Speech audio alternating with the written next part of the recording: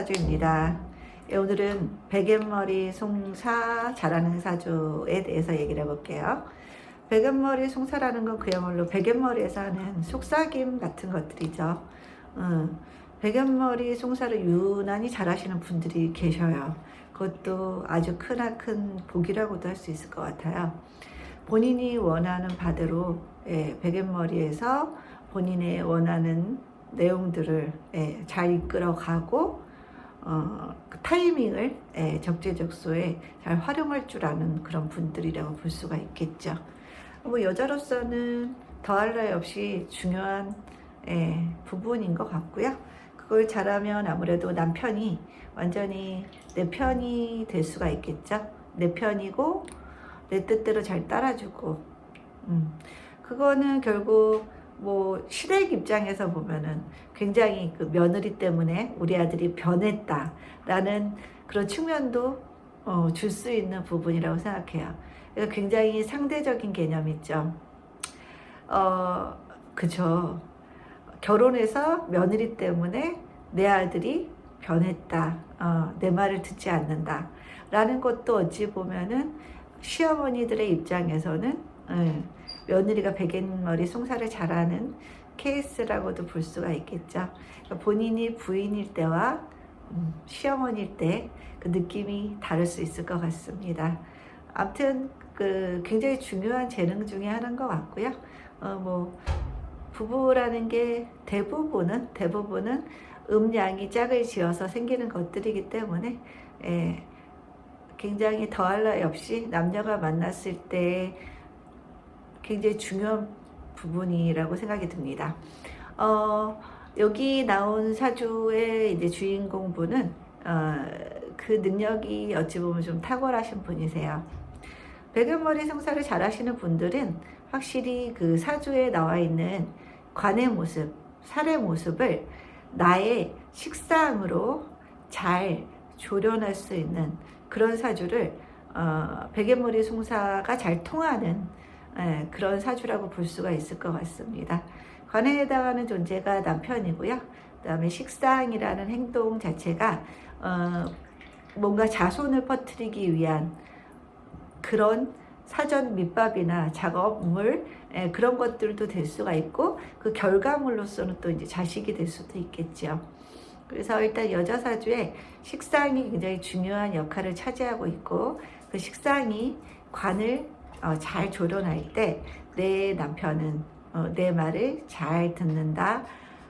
그래서 나의 어떤 모든 욕구나 요구사항들을 남편에게 관철시킬 수 있다. 라는 그런 측면에서 보면은 대단히 유리한 사주라고 볼 수 있을 것 같습니다. 그러면은 예를 들어서 한번 살펴보겠습니다. 이 사주는 을묘년, 정해월, 갑자일, 경호시에 타고나신 여명이시고요.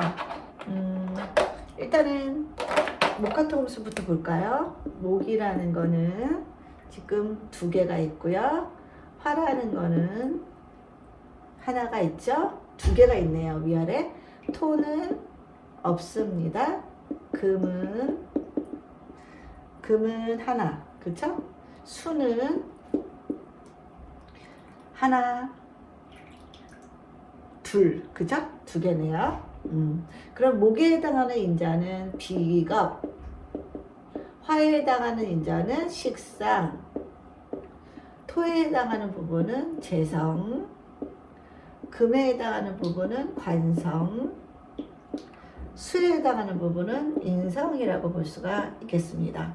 그러니까 무죄사주시죠. 무죄사주. 아무래도 무죄사주들은 조금 재라는 건 치밀하게 뭔가 계획을 세워서 움직이는 성분인데 무죄라는 것 자체는 그런 계획성에 있어서 좀 부족할 수가 있다. 철두철미하게 살아가는 데는 다소 아쉬움이 있는 그런 사주라고 볼 수가 있어요. 그만큼 디테일한 어떤 경제 부분에 있어서는 따지지 못하는 그런 성분이기 때문에 여성분이 이제 무죄사주일 경우에는 뭐 살림에 뚝소리가 난다거나 아니면은 돈 관리를 아주 잘한다거나 그런 측면이 부족할 수는 있습니다. 그 대신에 무제면은 또 허당미가 있어요. 허당기가 있어서 굉장히 예쁘게 몰라치면은 그 허당기가 굉장히 예쁘게도 보일 수가 있어요. 과연 그런 허당미 같은 것들이 통할 수 있는 사람이면 나하고 궁합이 잘 맞는 사람인 거고, 그 허당미가 장점보다는 단점으로 많이 발휘할 것 같으면 그건 굉장히 궁합이 안 좋은 케이스라고 볼 수가 있겠죠. 그래서 내 사주의 약점이 될 수도 장점이 될 수도 있는 거는 다분히 궁합적인 요소가 중요하다고 볼 수 있을 것 같고요. 그럴 경우에는 이제 무제일 경우에는 웬만하면 이제 돈에 관련된 재정적인 어떤 핸들링 같은 거는 남자분이 하시면은 조금 더 좋겠죠. 남자도 무재성일 경우에는 조금 이제 애로점이 있을 수밖에 없을 것 같습니다. 그러면 일단은 이 사주는 해월의 간목이에요. 해월의 간목, 장생월에 태어난 이제 간목이고요. 이제 막 해중에 간목이 막 시생하는 그런 타이밍에 태어난 간목이라고 볼 수 있고요. 또 욕정인도 깔고 있어요. 12운성으로 보면은 장생과 욕지를 동시에 가지고 있는 글자가 있고요. 그래서 장생의 모습도 잘 보이고, 이 욕지 뭔가 변덕스럽고 아이 같고, 뭐 예쁘게 보면은 철없고 순수해 보이고, 나쁘게 보이면 징징대는 그런 모습일 수 있는 장생과 욕지를 가졌다는 거는 어필할 수 있는 요소가 상당히 많다는 얘기죠. 잘 먹힐 수가 있고요. 물론 같은 사주 구조를 가지고 있으면 본인을 보는 듯하는 느낌이 들기 때문에 그런 사람에 대해서 끌리지 않아요. 다른 사주 구조를 가지고 있어야지 그런 부분이 장점으로 작용할 수 있고 예쁘게 보일 수가 있어요. 다름이 좋아 보이는 이유예요. 그래서 너무 비슷한 구조의 사주를 가지고 계신 분들이 만나면 서로가 서로를 보는 듯해서 불편하고, 미리 그 사람의 속까지 다 읽고 있는 그런 상태이기 때문에 여러모로 그게 좋은 역할을 할 것 같지는 않습니다. 그리고 이분은 또 지지에 도화의 성분도 굉장히 많으시죠. 도화의 성분도 되게 많으시고, 장생, 요괴 개념도 가지고 계시고 하시기 때문에 굉장히 남편에게 사랑받을 수 있는 그런 구조일 수가 있어요.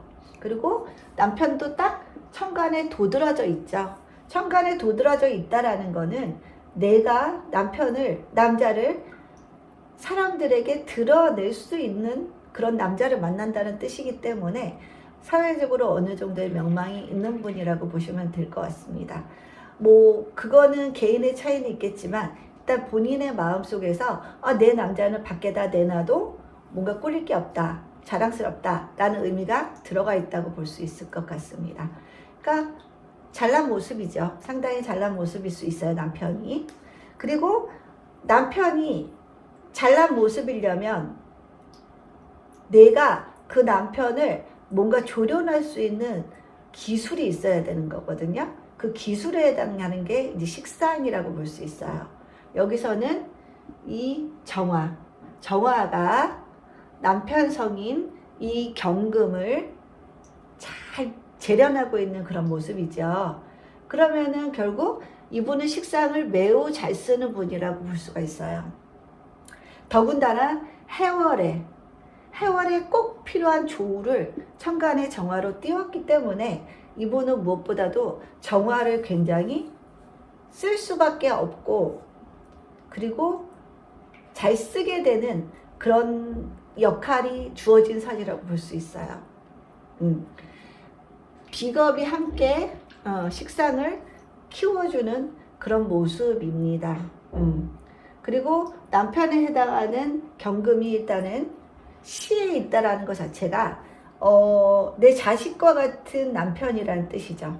내 자식과 같은 남편이라는 건 그만큼 심리적으로 좀 아무래도 좀 편안한 남편, 너무 어떤 위계질서에 입각한 그런 남편이 아니라 좀 친구 같고 때로는 귀여울 수 있는 그런 모습의 남편이라고도 볼 수 있을 것 같습니다. 다만 이 사주는 이제 시주 자체가 천극 지충이 되어 있기 때문에 좀 불안한 그런 모습이기도 하죠.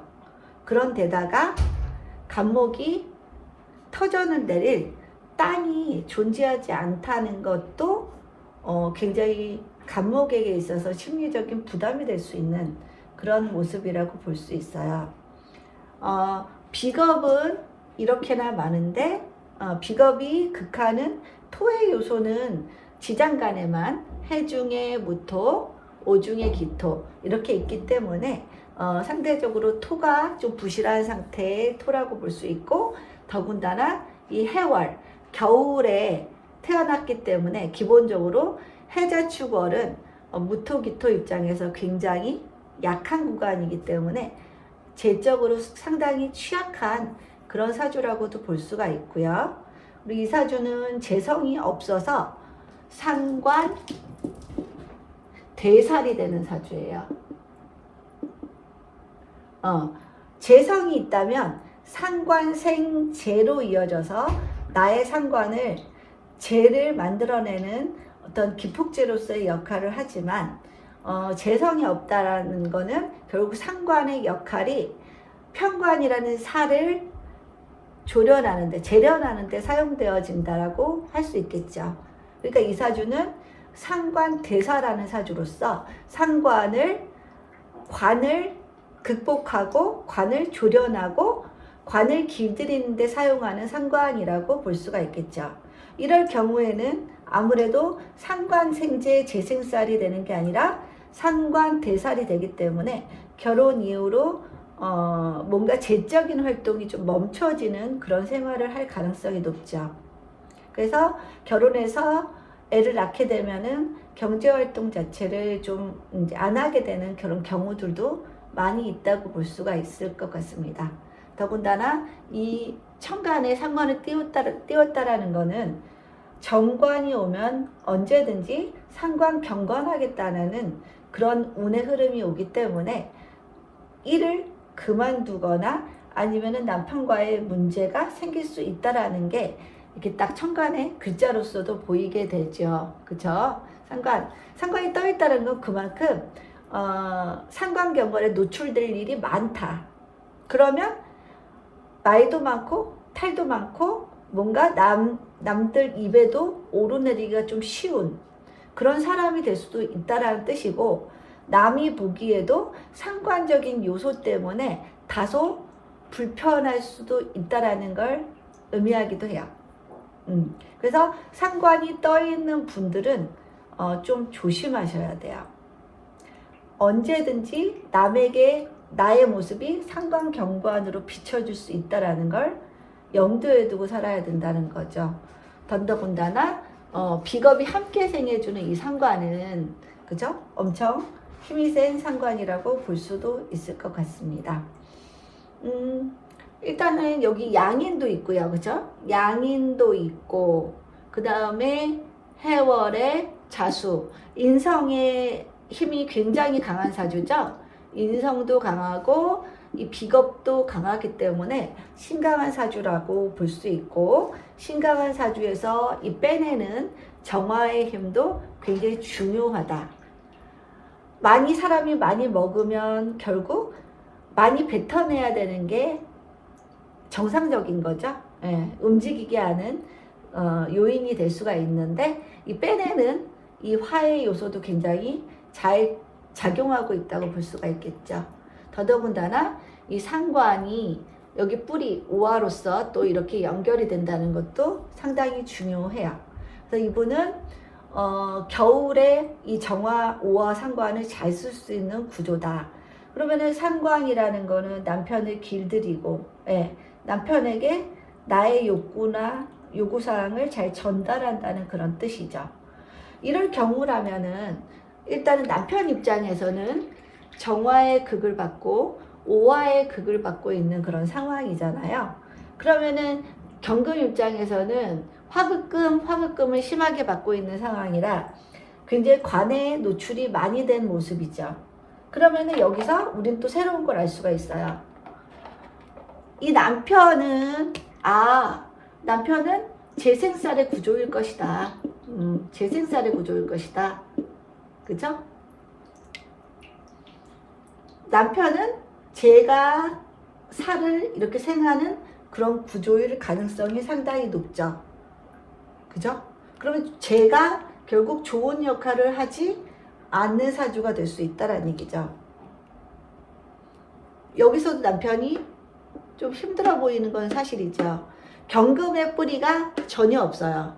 여기에도 없고 여기에도 없고 여기에도 없고 여기에도 없고 어디에도 경금의 뿌리는 없고 경금의 힘을 빼가는 수기가 많고 목기가 있고 그 다음에 경금을 극하는 이 화의 기운이 매우 강렬하기 때문에 이 남자 입장에서 살에 굉장히 노출된 사람이다.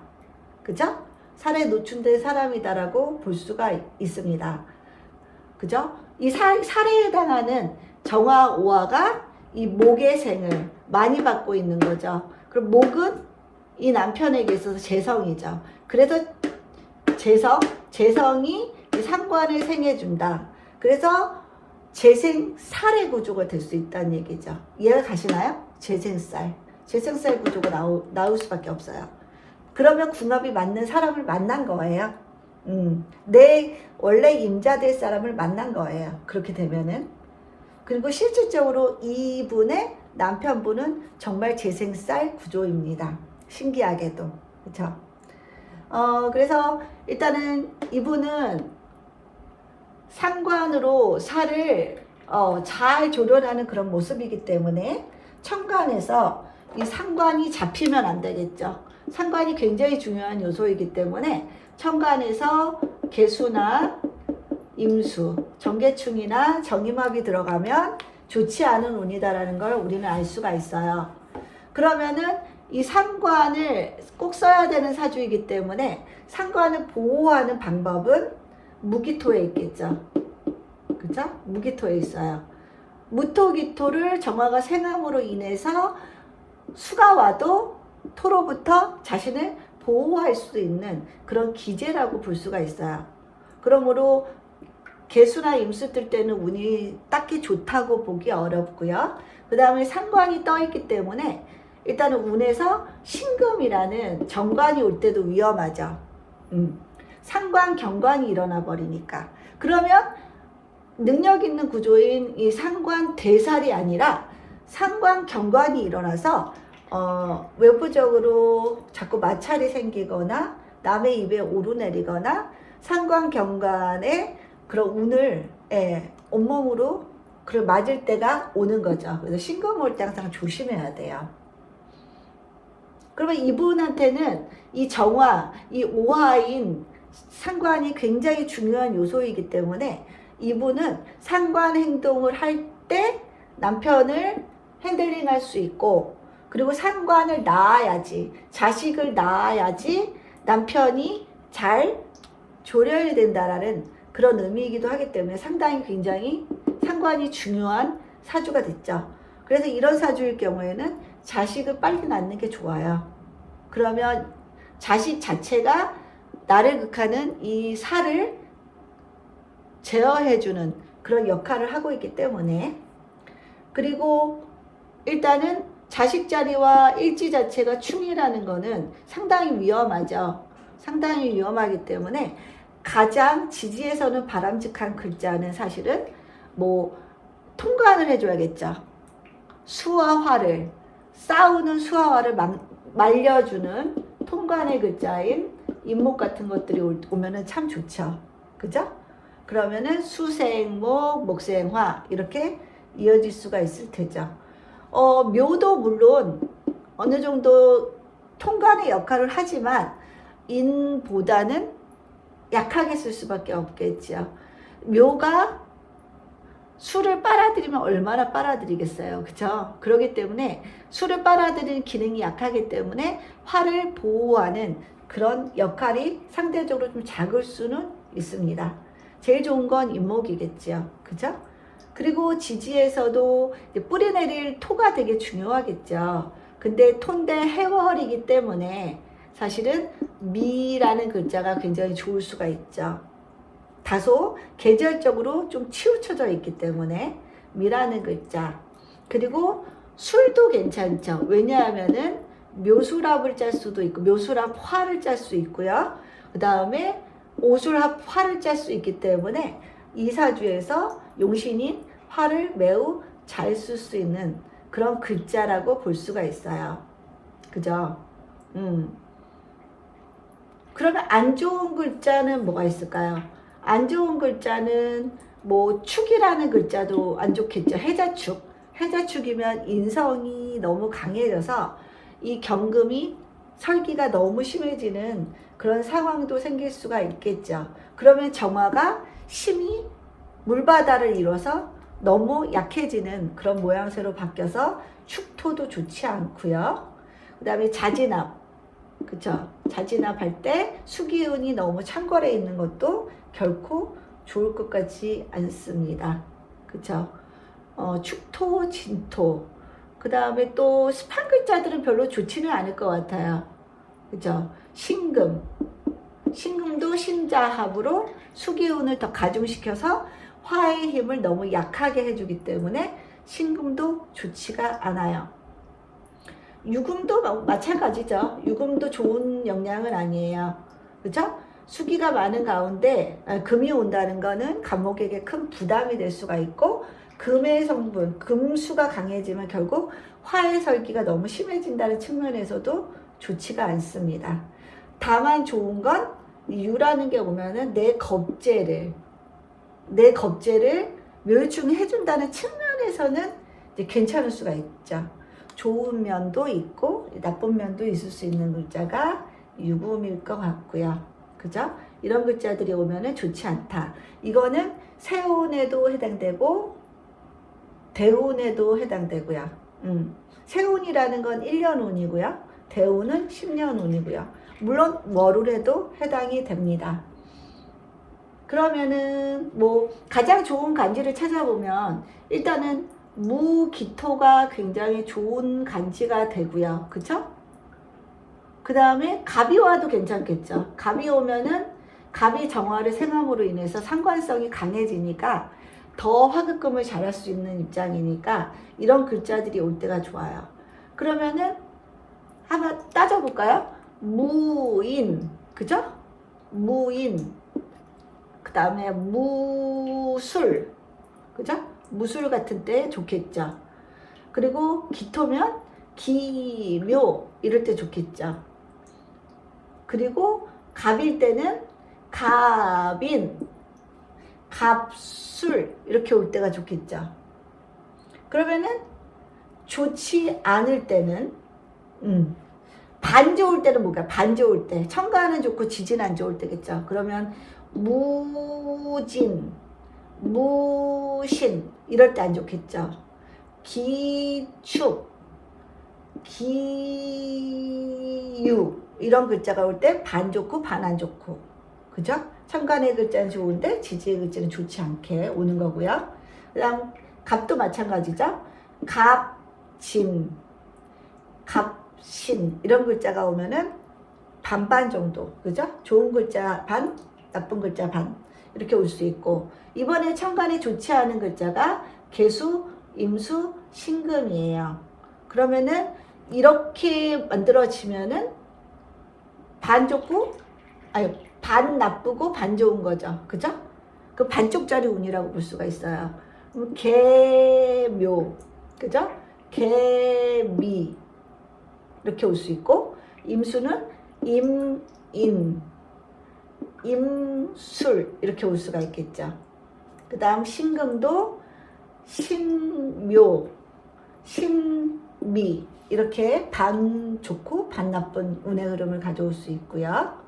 이번에는 천간에 좋은 글자, 천간에 좋은 글자, 그 다음에 지지에 나쁜 글자. 그러면 반반이겠죠. 또 무진, 무신 이렇게 오면은 좋은 글자 반, 나쁜 글자 반. 기축, 기유, 그죠? 갑진, 갑신 이렇게 오면은 그렇게 되고, 그러면은 나쁜 글자 대 나쁜 글자는 나쁜 글자 대 나쁜 글자 개축, 그죠? 그 다음에 개유, 나쁜 글자 대 나쁜 글자 임진, 임신 이렇게. 그 다음 신금은 신축, 신유 이렇게 올 수가 있겠습니다. 이렇게 해서 일단 천간의 글자가 좋으면 지지는 나빠도 반감이 되는 거고, 좋은 거 반, 나쁜 거 반. 천간에 나쁘고 지지가 좋으면 그것도 반반이라고 볼 수가 있어요. 그러면은 죽으라는 법은 없는 거죠. 그 대신에 완벽하게 좋은 건 아니죠. 한 글자는 지지의 글자나 천간의 글자, 한 글자는 나쁜 글자가 왔기 때문에 완벽한 운이라고 볼 수가 없죠. 가장 좋은 거는 좋은 글자, 좋은 글자 이렇게 만날 때 가장 좋고요. 그죠? 가장 나쁜 건 나쁜 글자, 나쁜 글자 만날 때 가장 안 좋다고 볼 수가 있어요. 그러면은 거기에 입각해서 이거는 이제 나쁜 글자, 이건 좋은 글자, 이거는 좋은 글자, 이건 나쁜 글자 이렇게 볼 수가 있겠죠. 그러면은 따져볼까요? 대운에서도 보면은 무기갑, 무기 어렸을 땐 나름 괜찮았네요. 그쵸? 그 다음 갑 이렇게 좋은 타이밍이라고 볼 수가 있어요. 병화도 그렇게 나쁘진 않죠. 식신제살이 되니까 병화도 괜찮다. 식신제살이 되니까. 그렇지만 해월이기 때문에 정화를 더 유용하게 쓴다. 그죠? 더 유용하게 쓴다는 점에서는 정화가 더 낫겠고요. 그래서 그 다음에 식신제살하는 데 있어서는 병화가 더 나을 수 있습니다. 근데 계절을 고려 안 할 수가 없기 때문에 해월에는 정화를 더 잘 쓸 수 있는 그런 구조라고 볼 수가 있어요. 그러면은 병화도 좋죠. 병화도 이렇게 좋아요. 그 다음에 지지의 좋은 글자 인묘 미술, 인묘 미 술은 뒤에 오겠죠. 그죠? 그 다음에 이제 나쁜 글자를 볼까요? 나쁜 글자는 개임신. 다른 색깔로 해보죠.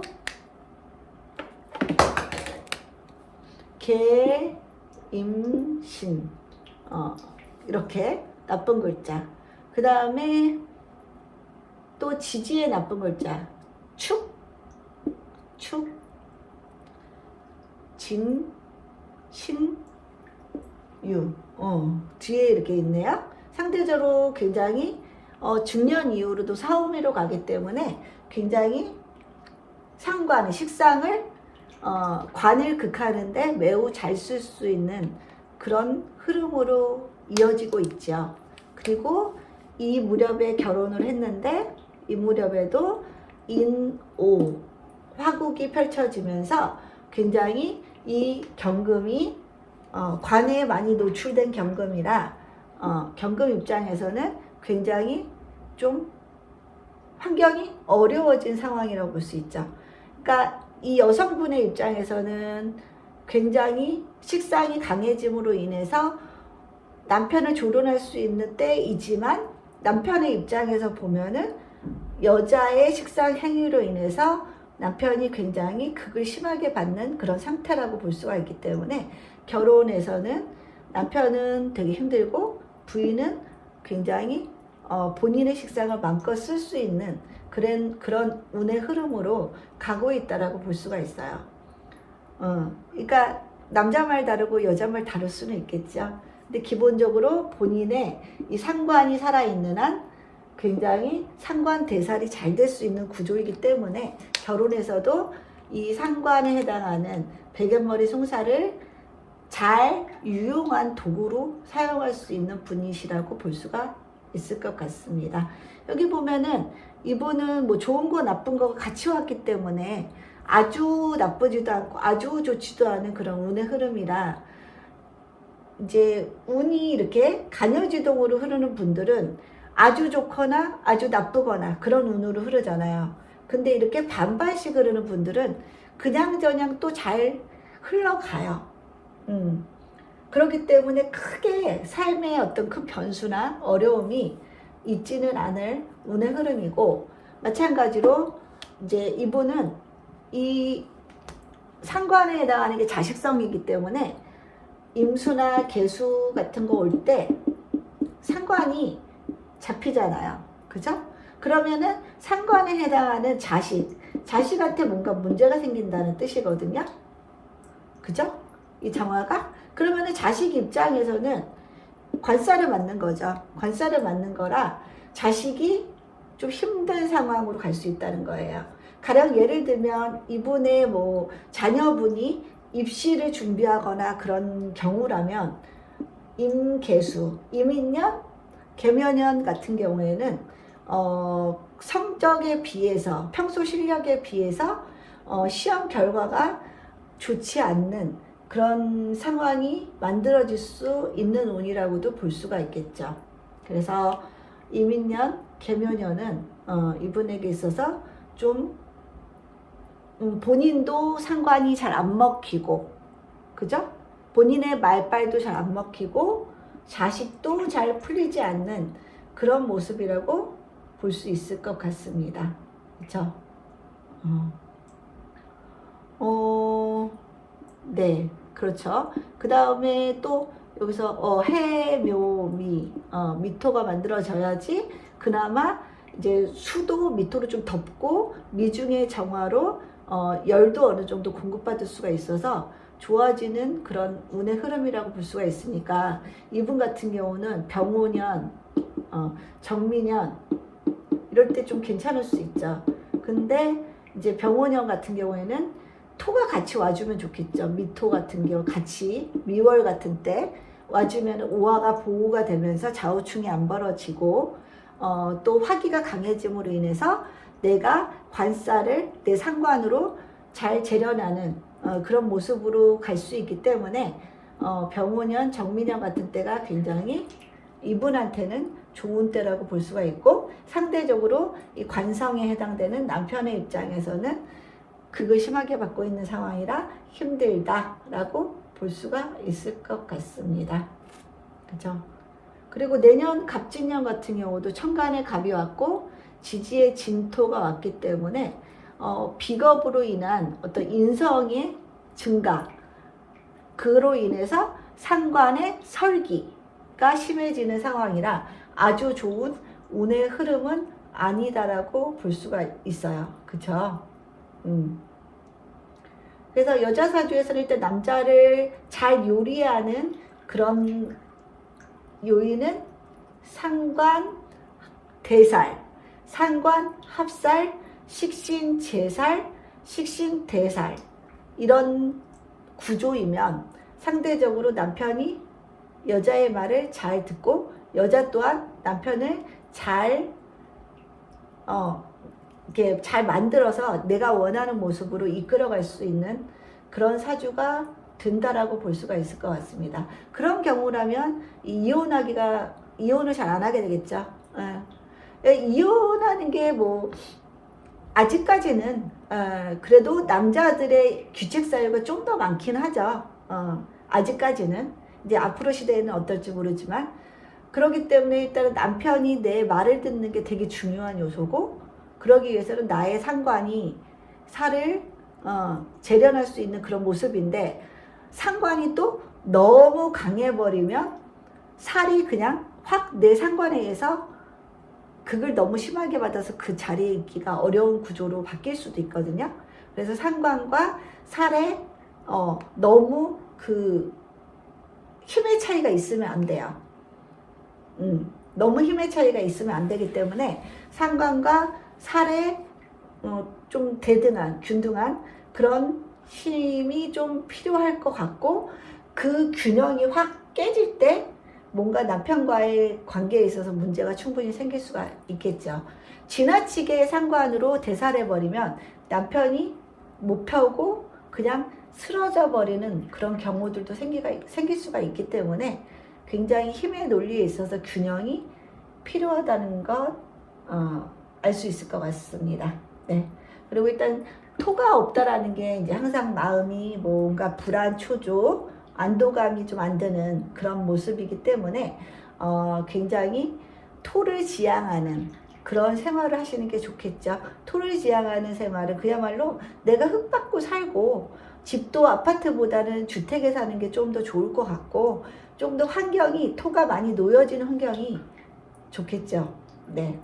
그래서 그런 없는 오행에 대해서는 본인이 찾아서 좀 메꾸려고 하는 그런 노력이 필요하고 여기서 토가 있어야지 또 이 가장 중요한 무기인 화가 수에 의해서 지켜줄 수 있는 그런 상태이기 때문에 토를 지향해야 될 것 같습니다. 네. 오늘의 강의는 이걸로 마치겠습니다. 감사합니다.